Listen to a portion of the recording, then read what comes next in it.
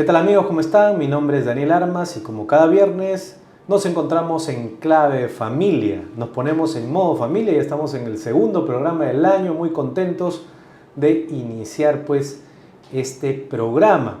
Ya saben que la familia es el ancla referente de la sociedad, ¿no? Es el antes y después de las personas. Es donde nosotros como seres humanos aprendemos lo más básico, desde el amor, cómo comportarnos con otras personas, etcétera. Es decir, se sientan las bases del futuro de nosotros como seres humanos. Bueno, hoy día tengo una invitada especial, ya la hemos tenido hace un par de semanas, poco más de un par de semanas, porque tuvimos el programa especial de cierre 2023 y recuerdo haberla comprometido en vivo de que nos iba a acompañar en otra oportunidad para hablar justo de la familia y qué tips nos puede dar, ella que tiene 5 hijos, tiene mucha experiencia también de cómo educar a los hijos, etc. Así que doy la bienvenida pues a Consuelo García Pierola. Ella es magíster en persona, matrimonio y familia, es licenciada en teología, catequista, bachiller en contabilidad, amplia experiencia en actividades litúrgicas y ponencias teológicas. Bienvenida, Consuelo, ¿cómo estás? ¿Cómo estás, Danielita? Muy bien, gracias. Contenta de estar contigo, con todo el público en general, poder darle lo poquito que uno sabe. Lo mucho, no seas tan humilde, por favor. Gracias. Y bueno, estar con ustedes es un agrado. Sí, pues nos quedó corto el programa anterior y justo te comprometía porque en realidad hay bastante sabiduría en una persona que ha tenido varios hijos. Podríamos decir que ha sido una familia numerosa, ya me imagino esas navidades, esos encuentros, ahora que tus hijos también están jóvenes, esos reencuentros deben ser fabulosos, ¿no? Así es. Pero quisiera, no sé si tú tenías claro desde el inicio, es decir, desde que te casaste junto a tu esposo, ¿tú sabías cómo se educaba bien a los hijos? ¿O fuiste aprendiendo con la práctica en el día a día, andando, se hace camino, fue tu dicho? ¿O ya tenías algunos estudios? Tú que eres una persona bastante, digamos, que te gusta revisar y te gusta leer. Desde esos tiempos en que tus hijos nacieron, ¿ya estabas preparándote? Cuéntanos un poquito de eso. Yo me fui preparando. Bueno, el ejemplo de mis padres y de mis hermanos mayores, como yo soy la última de 7 hermanos, como que la vida va capacitándole a uno en la práctica. Todos los días es un aprender en el hogar, en la familia. Y yo le he tenido bien marcado en mis padres porque ellos eran bien nobles, tenían mucha caridad. Por ejemplo, mi papá y mi mamá también han criado a algunos primos que eran del norte. Y también los veía cómo los educaban como hijos. Eran jóvenes, venían a tener sus profesiones, a estudiar, a trabajar algunos, y después ya se casaron por la iglesia y han sido felices hasta ahora, tienen sus nietos, ¿no? Mis primos, mis sobrinos. Por esa parte. Pero también, como tú dices, era bien curiosa en cuestión de familia. En mi colegio nos daban un curso de familia, ¿sí? Mi colegio es Santa Margarita, tiene procedencia italiana, mis maestros eran italianos, la gran mayoría, la directora, y tenían esa delicadeza con la familia. No solamente formar a los que estaban presentes, las familias, los padres, sino educarnos a nosotros en ese querer. No era todas las clases, sino un curso de un día a la semana, ¿no? Pero también sirvía como un despertar a la vocación del matrimonio, como un despertar a la vocación religiosa. En el caso de nosotros era colegio, figuraba como colegio mixto, pero el local era tan grande, dividido en un lado estábamos las mujeres, los salones, todo, y en el otro lado los varones, desde primaria hasta quinto y secundaria. ¿Pero coincidían en algún momento? Coincidíamos en los bingos, las kermés, en las, podría decirte, habían reuniones específicas, ¿no? De secundaria, de varones y mujeres, por grado, por salón, igual en primaria. Pero nunca estábamos todo el día así conectados, ¿no? Tal vez yo pienso que una de las claves es eso, que nos han formado a todas las mujeres de una manera femenina, como mujeres, para ser madres. En estos tiempos eso podría sonar políticamente incorrecto. Incorrecto. Y a los Pero si tú igual, lo dices, es por ahí. Yo lo he observado así, porque los 7 hemos estudiado en ese colegio y de esa manera hemos sido educados. Mira que yo siento y siempre... ¿Cuántos hermanos, perdóname la introducción? O sea, ¿cuántos hombres, cuántas mujeres? Son 3 varones y 4 mujeres. Okay. Somos, sí. Entonces, yo siempre he visto que la educación de mis padres ha sido, como dice, integral con mi colegio. Y lo he visto en mi colegio como mi familia como también. Tendría que ser. Mis profesoras, las monjas, todo, la directora, esa comunicación con los padres de familia. Mis padres también, cualquier cosa, no había ese resentimiento o ese, ¿cómo te podría decir?, respeto o temor a conversar con la directora, no, era muy natural. Muy asequible. Lo he visto, muy asequible y muy natural conversarlo. Cuestiones grandes, como proyectos, como también, mi papá era muy visionario, le gustaba eso, y mamá también, y mamá era enfermera. Y también les ayudaba a todos los profesores. Y cuando había un accidente así de emergencia, porque nosotros vivíamos frente al colegio, me avisaban a mi mamá iba, ¿cuántos infartos de profesores ha prevenido? O derrames cerebrales. A veces los chicos se han caído y mamá de emergencia, y después llegaban los bomberos y mamá ya les había asistido. Y así, o le tenían tratamiento a algunos profesores y mamá les ponía sus inyecciones, el suero, ¿no? Y así, eran una gran familia. Ellos habían dado, digamos, las bases de las nociones para asentar la vocación. ¿Tú a temprana edad también te diste cuenta de tu vocación matrimonial? Sí, bueno. ¿O también hubo, digamos, el bichito de la vocación religiosa? Te voy a ser sincera, que yo lo observaba, pero yo decía, conmigo no es. Yo quiero tener mis hijos, así sentí en mi corazón. Querías tener una familia. Sí, veía a mi mamá, a mi papá, a mis tíos, con sus familias, con mis primos. Los domingos íbamos a una de las casas, porque ya con la edad de mi papá, ¿no?, ya habían fallecido incluso no conocía a mis abuelos, ni paternos ni maternos. Para mí, la alegría ha sido mis padres, un tío que siempre es soltero, que estuvo siempre con nosotros, algunos primos que mis papás criaron. Y bueno, la visita de los padres, ¿no? La familia con otra familia. Antes se visitaban las familias, los hermanos, con los hijos. Éramos muy felices, contentos, compartíamos, ¿no? Ahora no se ve eso. Esa palabra me parece muy importante, ¿no? Que para ir anotando en clave de familia, compartir. Compartir. Y compartir puede ser compartir momentos. Compartir también, en la pandemia se vio bastante, ¿no? Compartir también en los momentos difíciles, algo, digamos, físico, comida, etcétera, la ¿no? ayuda, la mirada. Exacto. Ese acompañamiento que siempre tiene que haber, digamos, a partir del compartir, ¿no? Ahí parece la misma palabra. Y quiero ir un poquito más allá. Antes la vida social era más transparente. Más sana, ¿no? Sí, los vecinos eran fundamental para una familia. Sí, lo recuerdo. Ese contacto de Navidades, todos salíamos a saludarnos. Sí, mi papá, por ejemplo, le digo mi papá porque él es el que trabajaba, mi mamá trabajaba en el Hospital Naval y también asistía en la casa a personas, ¿no? Ayudaba a un doctor, el doctor Justi, no sé si se acuerdan, que fue congresista. Ajá. Y bueno, y atendía a personas que no tenían recursos, y mamá los atendía porque el doctor se las mandaba en casa. Y también trabajaba en el Hospital Naval. Mi papá él trabajaba en ENAPU, y sacaba exclusivamente vacaciones en el mes de diciembre. Para él diciembre era dedicado al Señor, a nosotros y a todas las cosas que había dejado pendientes en la casa, por ejemplo, arreglos de pintura, ¿no?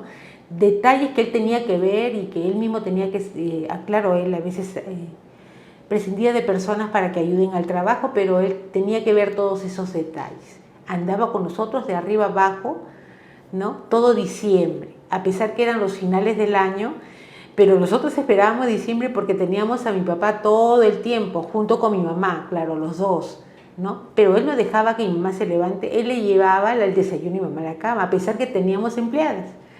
Era así, muy bonito. Mi papá era muy caballero, ¿no? No les digo que no sea pecador también, ¿no? Claro, todo, no estamos hablando, claro, no hay familias perfectas, claro, no hay personas perfectas. También nos corregía, ¿no? y también nos imponía algunos castigos, pero propios, ¿no? Claro, en el momento, justos, según la ¿no? edad, así junto con mi mamá, y ella respetaba que no se infringiera, o sea, que no se deteriore esa corrección.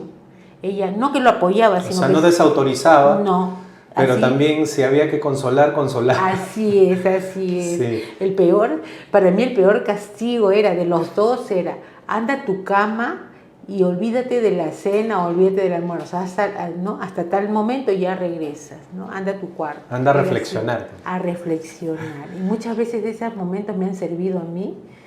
O sea, no los recuerdas con, digamos... Con renegar, con- no. Una vez, te voy a contar esto. Había un espejo muy bonito en el cuarto de mi mamá y yo no sé, de repente vino un aire y ¿qué sería? ¡Cras! Se rompió el espejo y mi mamá pensó que era yo.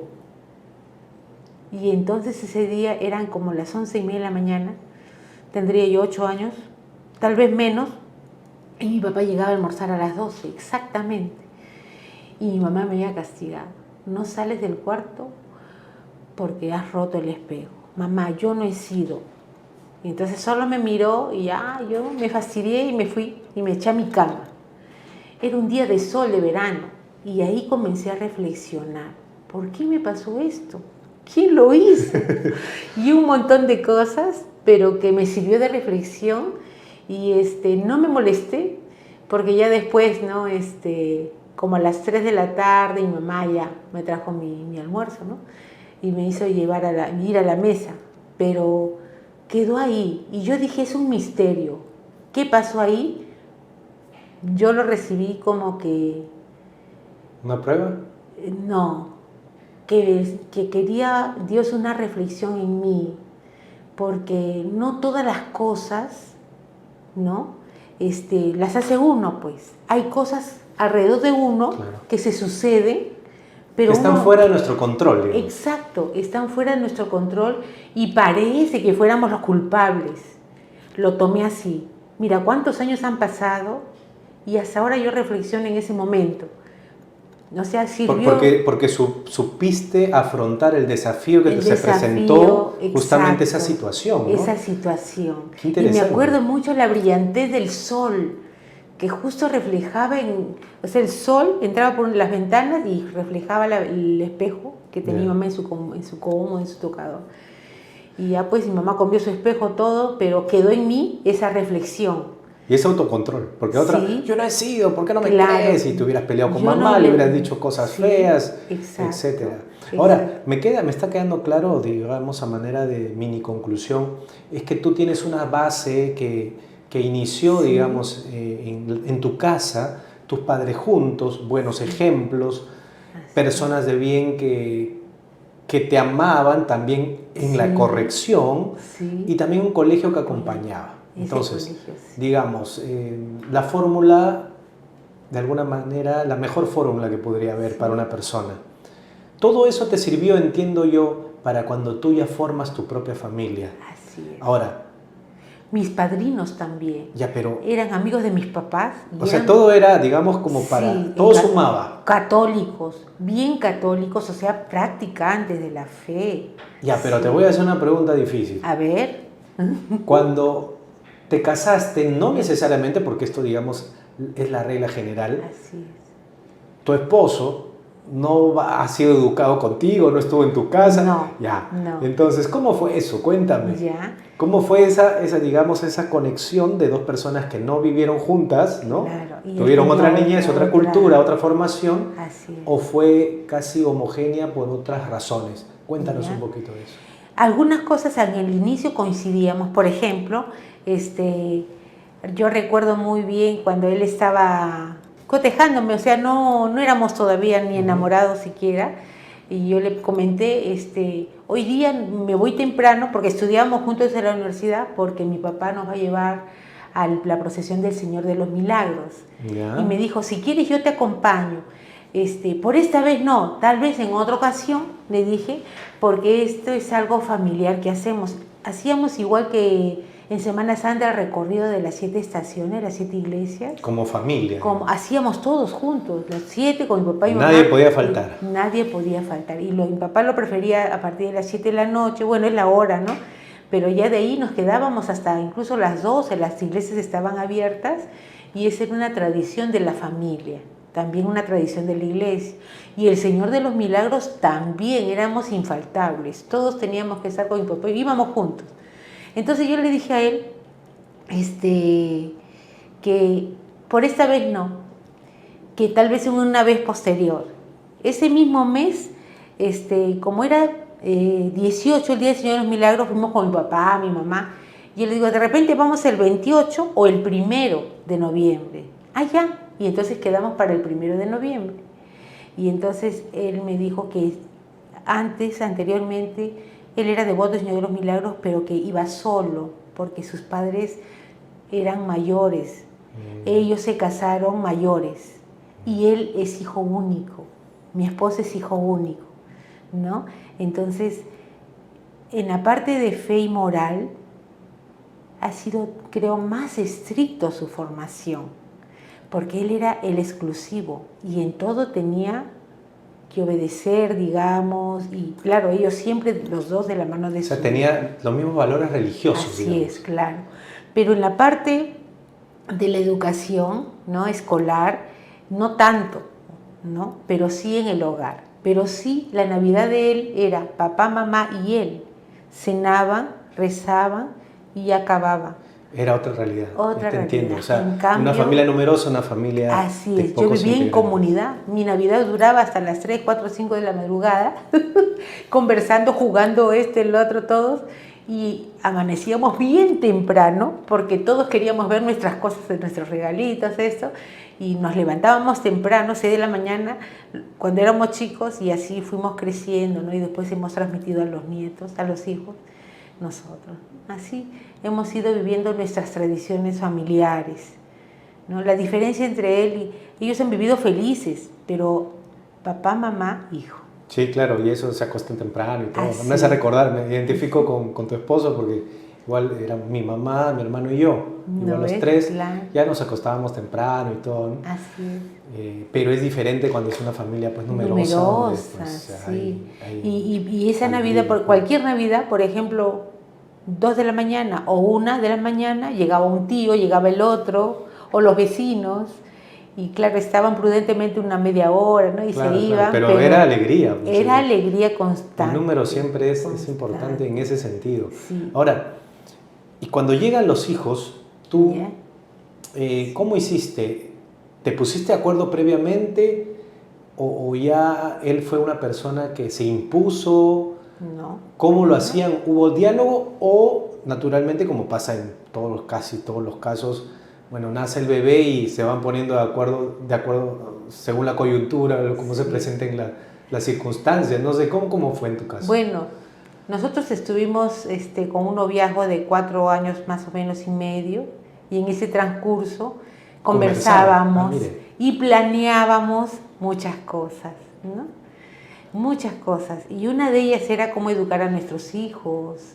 Y entonces, antes de, o sea, estando de novios, él me regala un libro bien bonito que hasta ahora lo tengo, de todo el proceso, como cuando uno, por ejemplo, concibe a los hijos, e incluso hay incompatibilidades de sangre, todo eso.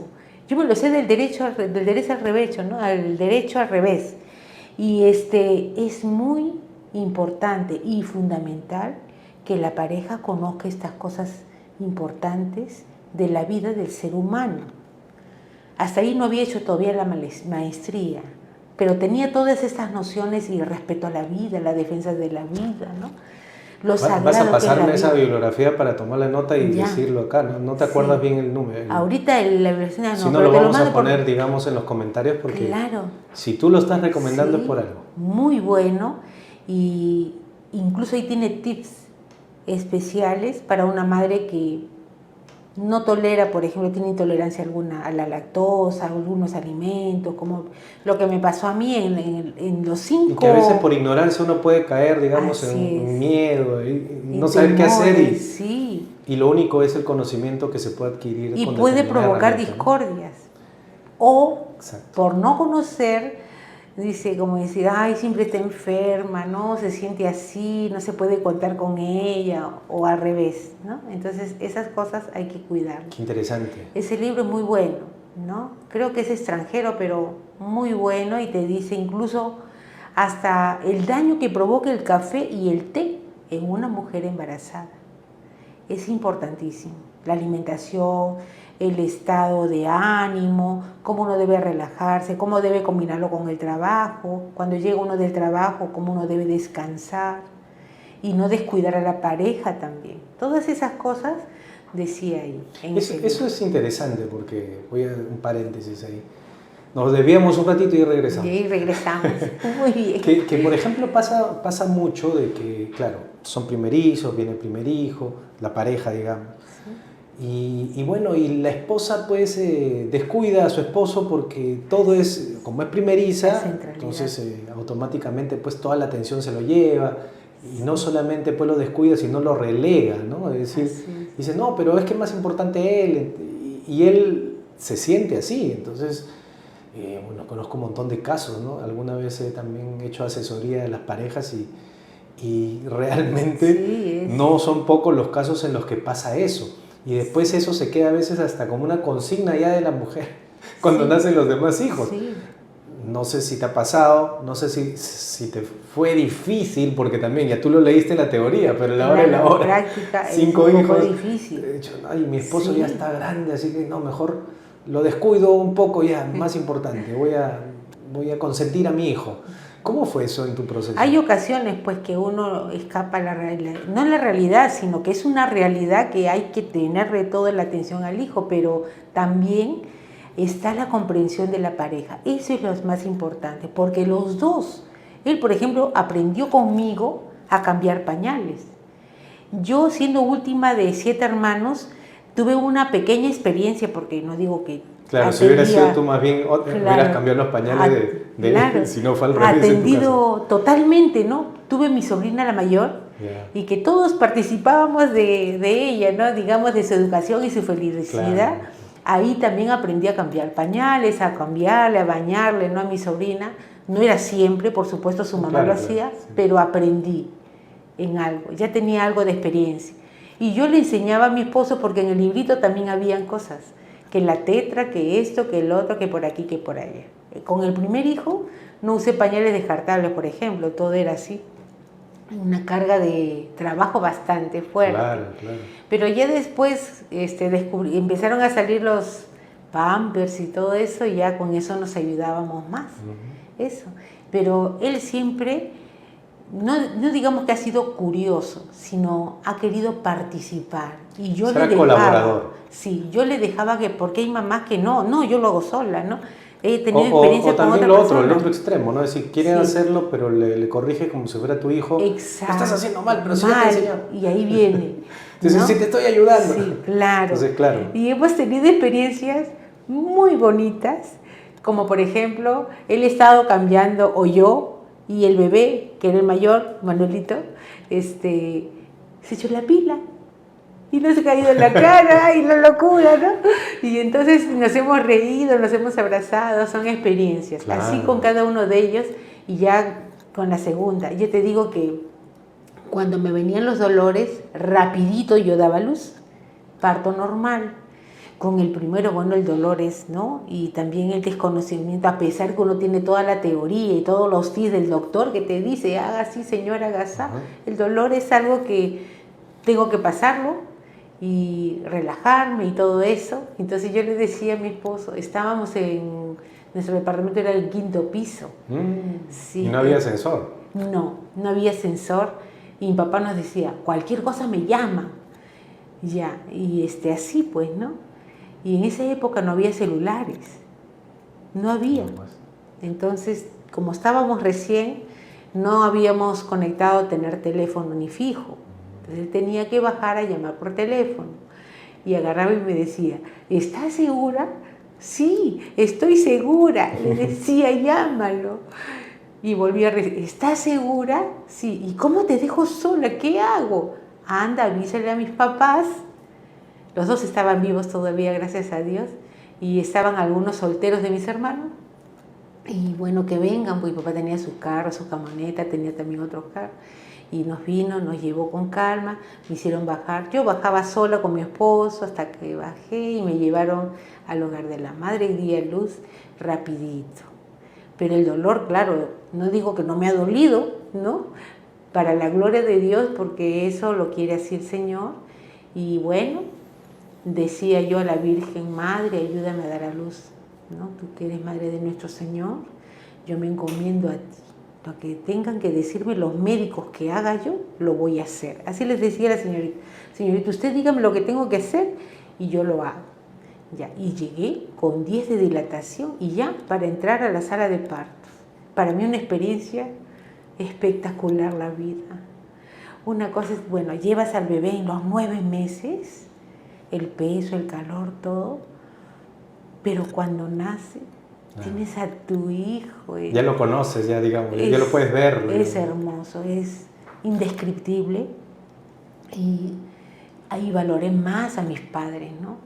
Porque a veces como hijo, bacán, todo, mi papá sí, mi papá que lo haga, mi mamá que lo haga así. Pero cuando uno ya es madre. Claro, es que uno no se acuerda cuando nació. Sí. Pero ahí tal vez uno valora, ¿no? Y las responsabilidades y todo, y el cuidado, qué cuidado, es tan delicado un ser humano, ¿no? Que indefenso. Digamos. Indefenso y es tuyo, ¿no? Es un hijo de Dios, claro. Eso sí, tenemos que tener bien claro que son hijos de Dios.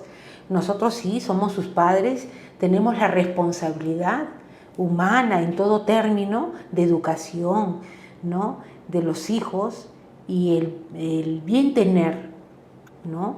A través de la creación como Dios nos ha mandado, varón y mujer. Nada de in vitro ni otras manipulaciones genéticas, sino como debe ser, varón y mujer en la unión marital del amor.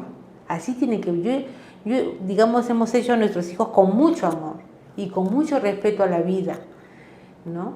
Sin limitación.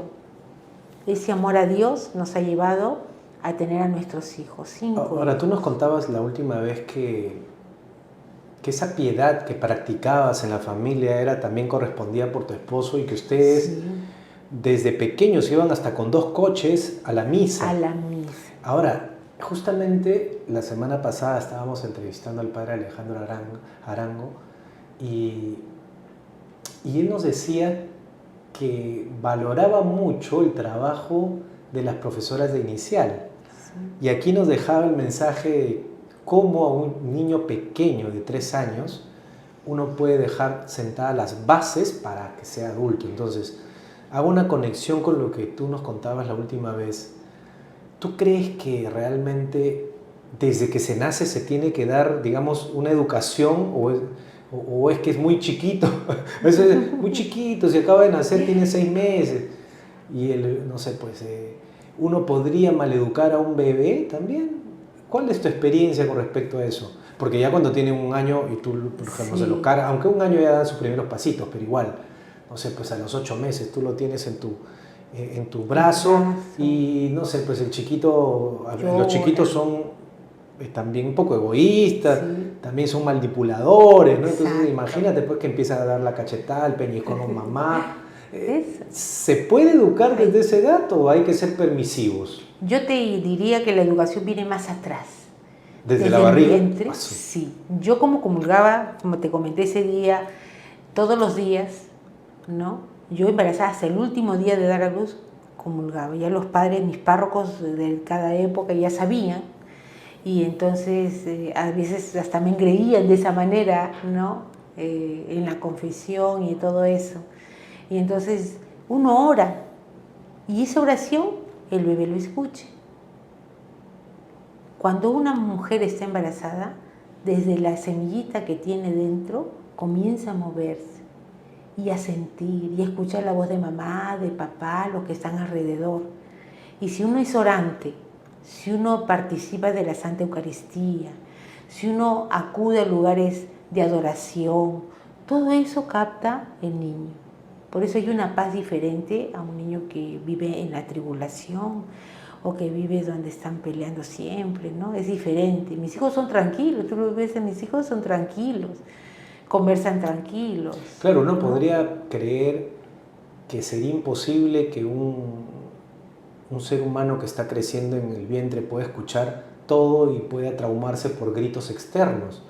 Pero lo que tú nos estás diciendo es de que es verdad. De que es verdad, es un ser humano. Los seres humanos son mucho más inteligentes que si los comparamos con un animalito. A ver, y te voy a interrumpir claro porque sí. quiero decir algo sigue. para ayudarte en este caso en que es verdad lo que estás diciendo, que yo te creo. Nosotros tenemos un lorito en la casa. Ay, qué lindo. Imagínate que ese lorito ha aprendido a pedir cuando quiere hacer sus necesidades. Un lorito. Imagínese un pedacito de ese lorito que debe tener chiquitito. Pero no, pues si no es un bruto, no aprende.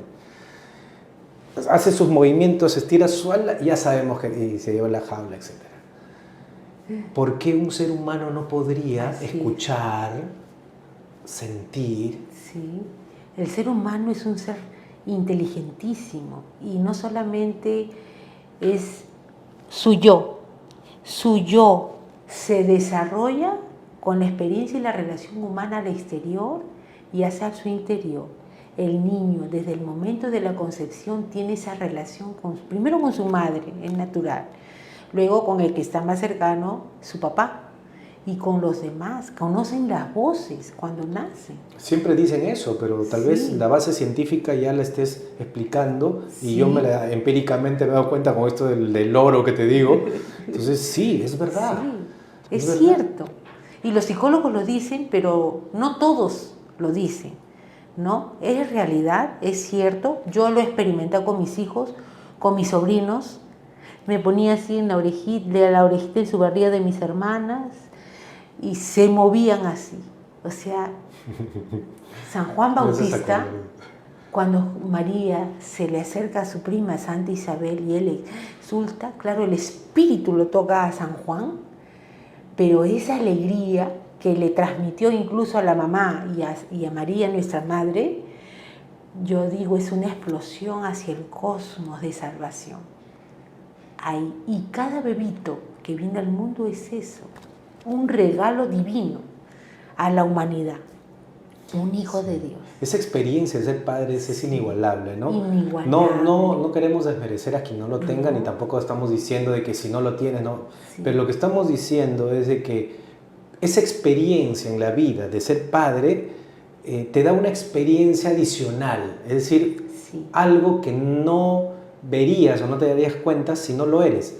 Y el que no lo es no se tiene por qué sentir mal por lo que estoy diciendo, es simplemente experiencia adicional, no es como, no sé, como alguien de 60 años comparado con alguien de 20, el de 20 le puede sacar cachita y decir, soy joven, dice, ¿no? Pero el de 60 tiene una experiencia que el de 20 no tiene, eso es innegable. Nadie se la quita. Y lamentablemente a veces no se escucha esa sabiduría. Quiero hacer entre paréntesis, no digamos, pero entre comillas, la teología del cuerpo de San Juan Pablo II es maravillosa. En esa catequesis tú puedes, de lo más pequeño, como lo que yo te digo, ¿no? Yo he extractado sus ponencias, pero en la práctica lo vives y es, ¿no? El detalle. Por ejemplo, uno cuando ve a un ser humano, por eso los padres mi mamá era muy especial observándonos. Yo sentía la mirada de mi madre y yo decía, ¿cómo es que sabe lo que estoy pensando? Y es que Dios da sabiduría a los padres, aparte de lo psicológico y de lo humano que tenemos nosotros como padres, hijos, ¿no? En esa conexión de relación, Dios obra en ese misterio invisible, digamos, del Espíritu Santo y le dicta, por ejemplo, a la mamá, al papá, lo que su hijo está sufriendo, o las alegrías que estás teniendo, o los logros que está alcanzando. Y uno a veces queda así extasiado, calladito, gracias Señor, nomás se queda, ¿no? O Señor, ayúdalo en este momento en que yo no puedo decidir, solo aconsejar, ¿no?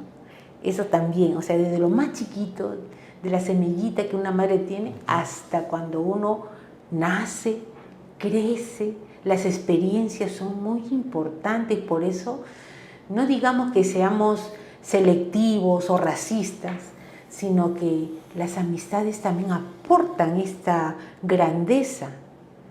No digamos que los malos no, los buenos sí, porque el mundo está ahí, en el colegio hay de todo, en la universidad de todo, en el trabajo también, pero uno tiene que preparar a los hijos para estos desafíos. Y para saber discernir, tal vez. Exacto. Y claro, nadie va a querer pues algo que te hace daño, ¿no? Claro.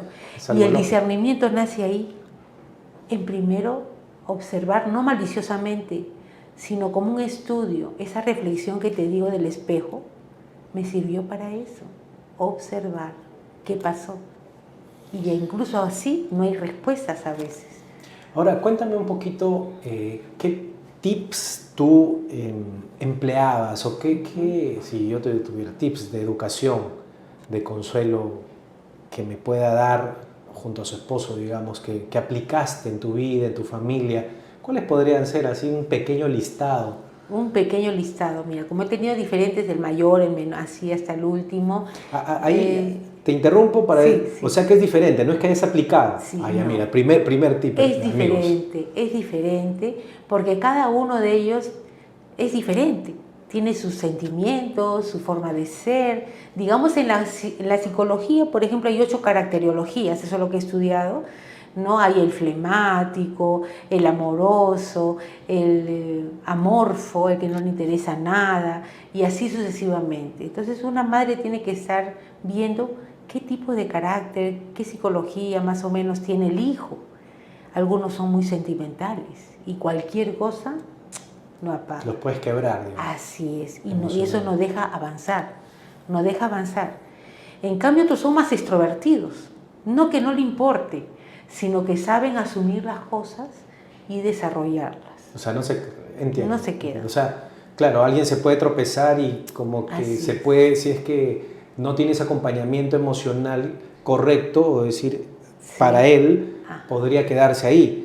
Hay otros que Así no es. necesariamente necesitan ese acompañamiento Así o tal es. vez podrían Así. podríamos estorbarle su camino Así es. por estar a su lado A siempre, su lado por siempre, decirlo. claro. Ya te Hay entiendo. hay otros hijos, unos de mis hijos así, más rápido, hacen y después me dicen, mamá, ya lo hice, esto, el otro. Ah, ya hijo, qué bien. ¿Y te salió bien? Sí, mamá. Y mira, esto, el otro, salió bien.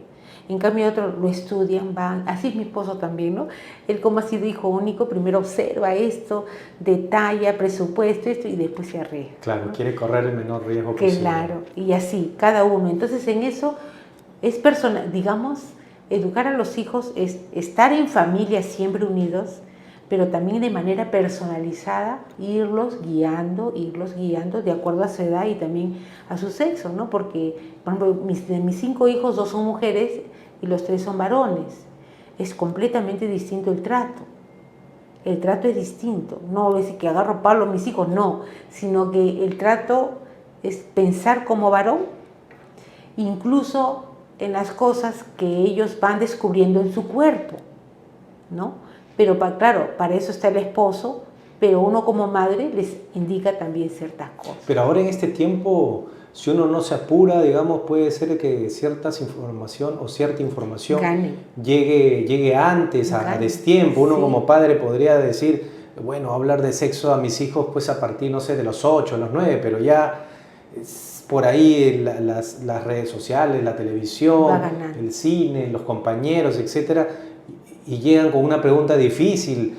¿Cómo hiciste tú para hablar específicamente de este tema? Porque yo sé que mucha gente, y esto puede servir, dirá, tengo mis hijos chiquitos, ¿en qué momento le hablo? Sé del riesgo, pero ¿cómo hago? No sé cómo hacer, ¿cómo empiezo?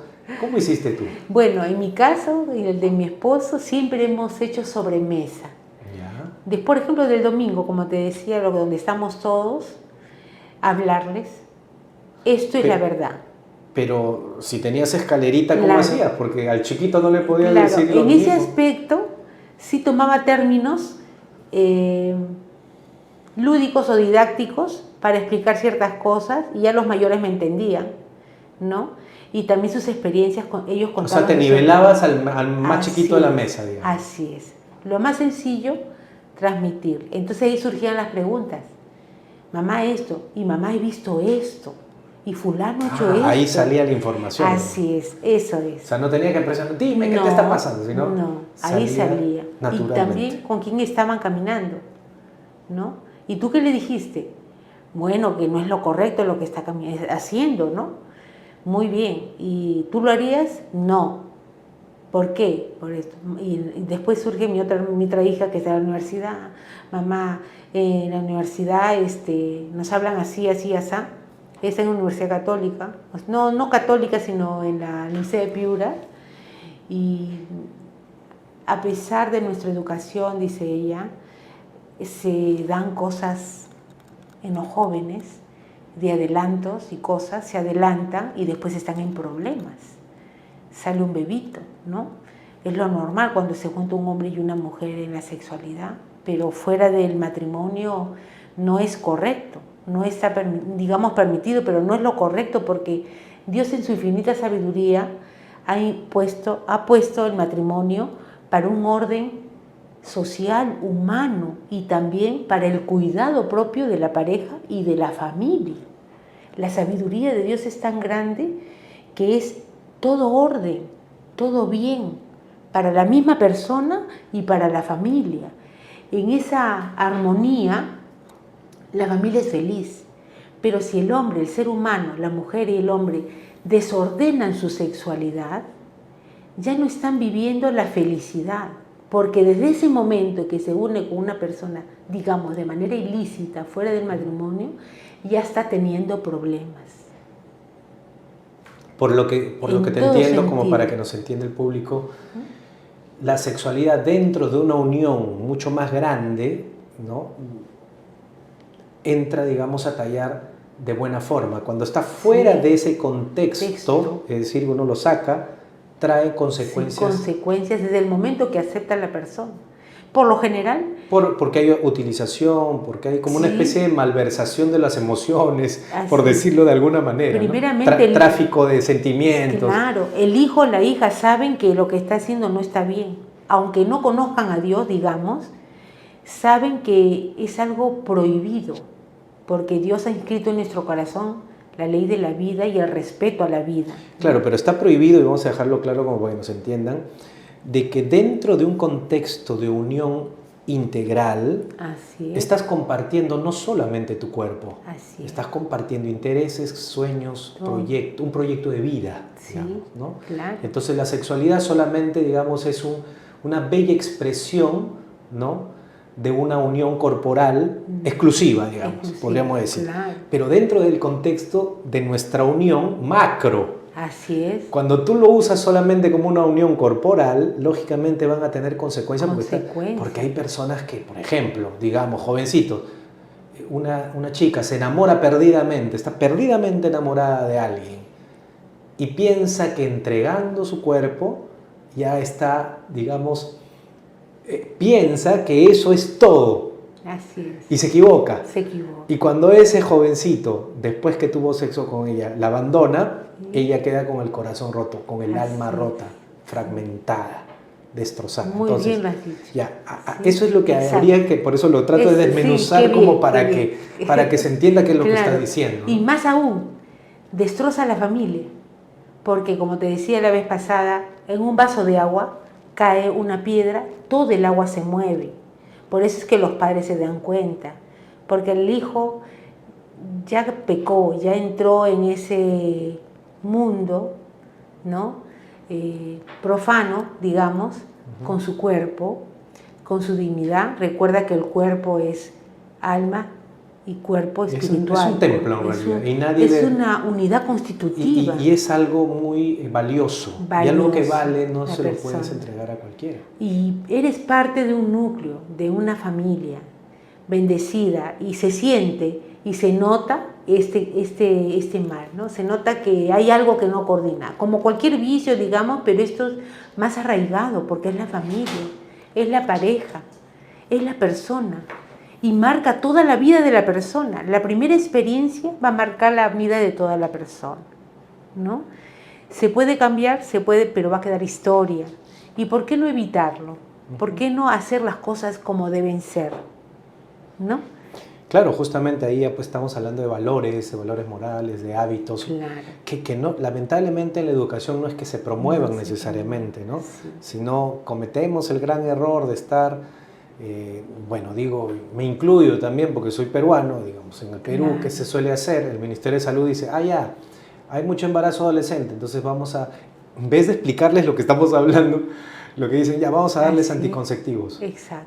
Y lo llevan a los colegios. Y adolescentes, no importa, ya mira, acá está tu anticonceptivo para que no salgas embarazada. Y lo que están haciendo es abrirles más el abanico de, digamos, desolación del alma, por decirlo de alguna manera.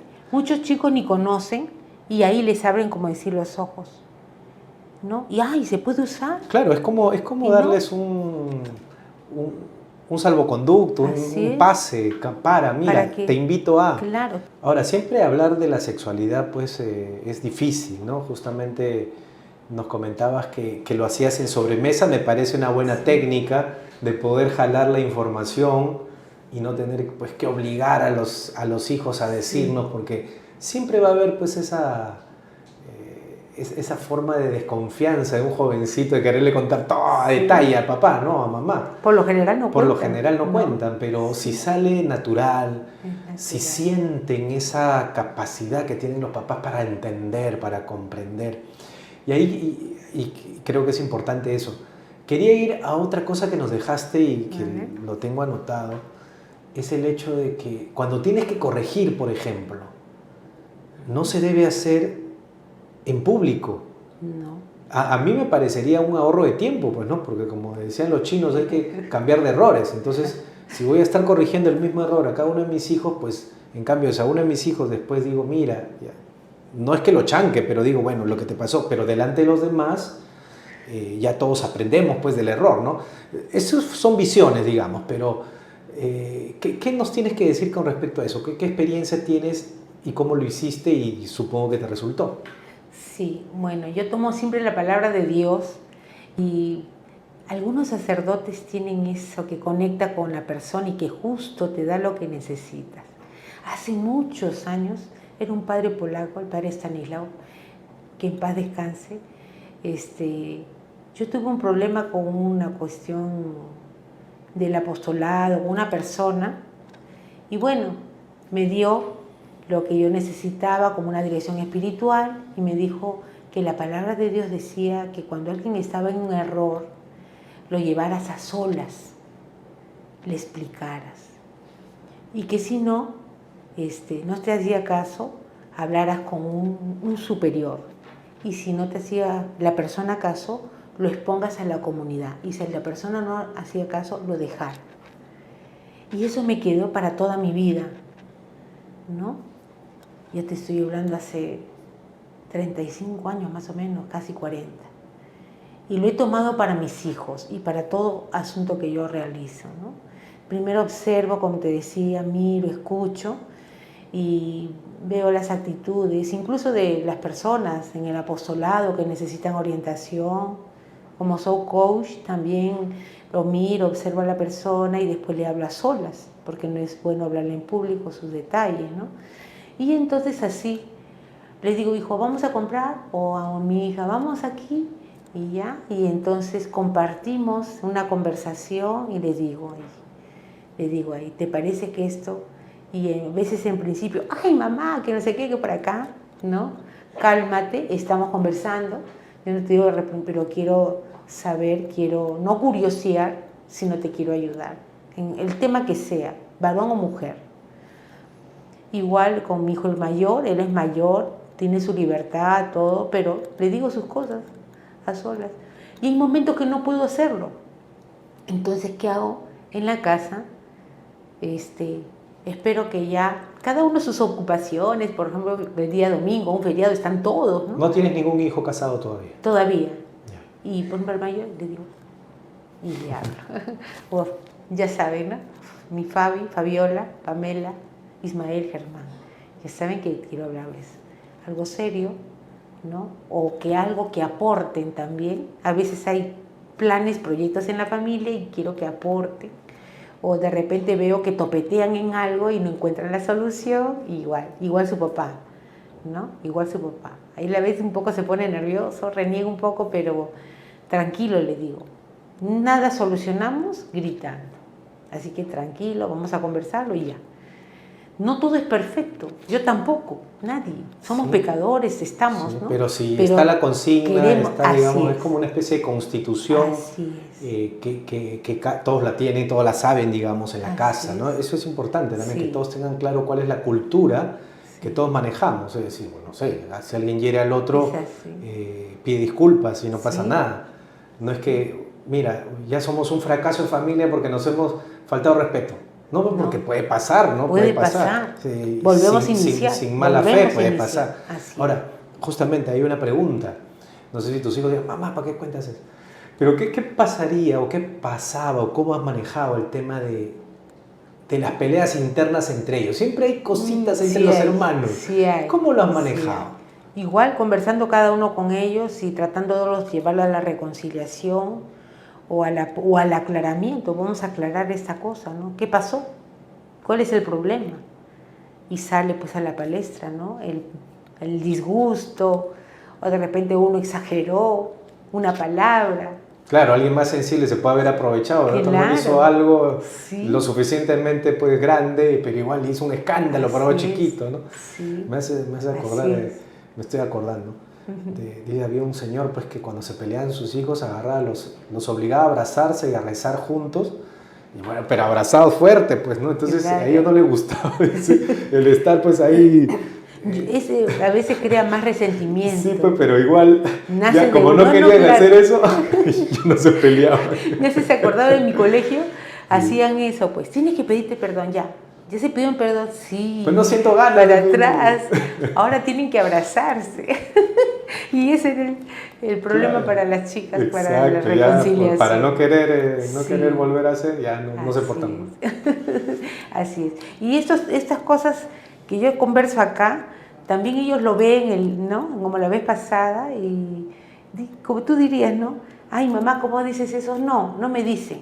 Más bien que otros aprendan, porque hay tanta familia dividida, por cualquier cosita se discute, se pelea.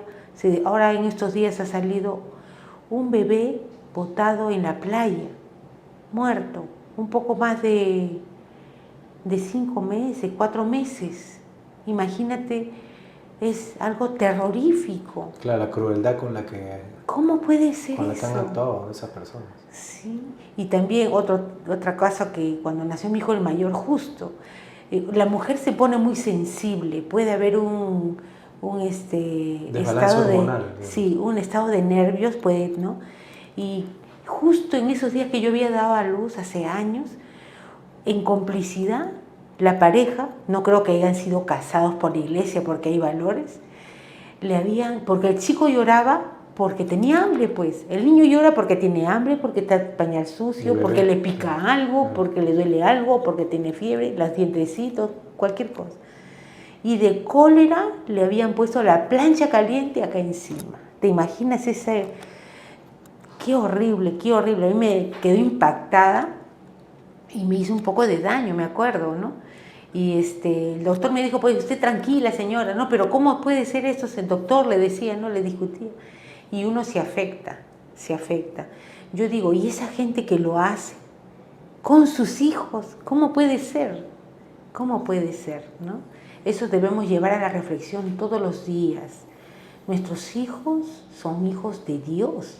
Nosotros portamos la educación humana, toda la formación católica y en todo sentido, ¿no? Pero la responsabilidad es nuestra, no de los abuelos, nuestra, los padres. Pero Dios es el Padre de ellos. Él los está mirando siempre. Debemos confiar en eso, en que Dios los está mirando. Así. Excelente mensaje final. De verdad que ha sido un placer que estés aquí y tenerte por segunda vez. Gracias. En el programa. Y bueno, Dios mediante en algún momento nos encontraremos. Gracias por tu testimonio, gracias por tus enseñanzas, por la experiencia que nos has compartido. Y bueno, te deseo lo mejor y ya, gracias. Ojalá que en un tiempo que nos digas, mira, ya tengo nietos. ¡Ay, qué lindo sería para mí! Y nos vas a dar tips también para que tú no los engrías a los nietos. Qué linda, sí. Bueno, Ay, tus palabras finales de son- despedida. Bueno, familias, Dios les bendiga y quiéranse mucho, respétense mucho y observen, miren, escuchen y ayuden. Lo importante de ser padre y madre es comprender la situación de los hijos y ayudarlos para que ellos salgan adelante. Y a los hijos también comprender a los padres en su edad, en sus enfermedades, en su parecer. Hay padres que son de hechos de una manera, de una pieza, pero los hijos estamos para ayudar también a nuestros padres a salir adelante y a ser felices. Muchas gracias, Consuelo. Gracias. Muchas gracias. Bueno, con nosotros será hasta el próximo viernes, Dios mediante, aquí en Clave Familia. Chao. Chao.